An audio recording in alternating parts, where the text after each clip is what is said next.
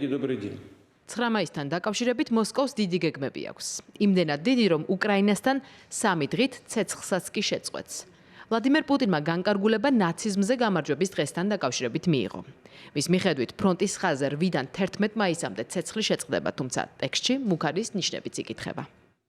რუსეთის ფედერაციის შეიარაღებული ძალების უმაღლესი მთავარსარდლის ვლადიმერ პუტინის გადაწყვეტილებით ჰუმანიტარული მოსაზრებებიდან გამომდინარე, გამარჯვების 80 წლის იუბილესთან დაკავშირებით 7-დან 11 მაისამდე რუსული მხარე ცეცხლის შეწყვეტის შესახებ აცხადებს. ამ პერიოდში შეჩერდება ყველა სახის სამხედრო მოქმედება. რუსეთი მიიჩნევს, რომ უკრაინულმა მხარემ ამ მაგალითს უნდა მიბაძოს.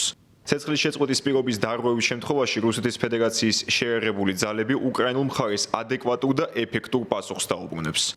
რუსული მხარე მორიგჯერზე აცხადებს მზაობას სამშვიდობო მოლაპარაკებებისთვის, წინასწარი პირობების გარეშე, რომელიც ფოკუსირებული იქნება უკრაინული კრიზისის პირველადი მიზეზების მოხსნასა და საერთაშორისო პარტნიორებთან კონსტრუქციულ ურთიერთკავშირზე. დონალდ ტრამპს ცეცხლის სრული შეწყვეტა სურს და არადროებითი. ასე უპასუხეს კრემლის გადაწყვეტილებას ვაშინგტონში. მანამდე უკრაინაზე მასირებული დარტყმებით იმედგაცრუება არ დაუმალავს და რუსეთთან დაკავშირებით ტონიც შეცვალა. მიუხედავად ამისა, ყირიმზე მისი მოსაზრებები უკრაინისთვის მაინც არასახარბიელოდ ჟღერს. ვოლოდიმერ ზელენსკისთან რომის პაპის დაკრძალვაზე გაცვლილი მოსაზრებების ფონზე ის უშვებს, რომ უკრაინა შესაძლოა ყირიმის დათმობისთვისაც იყოს მზად. მინდა ვნახო რა მოხდება რუსეთთან მიმართებით, რადგან გაკვირვებული და იმედგაცრუებული ვარ, რომ მათ დისკუსიების შემდეგ უკრაინა დაბომბეს.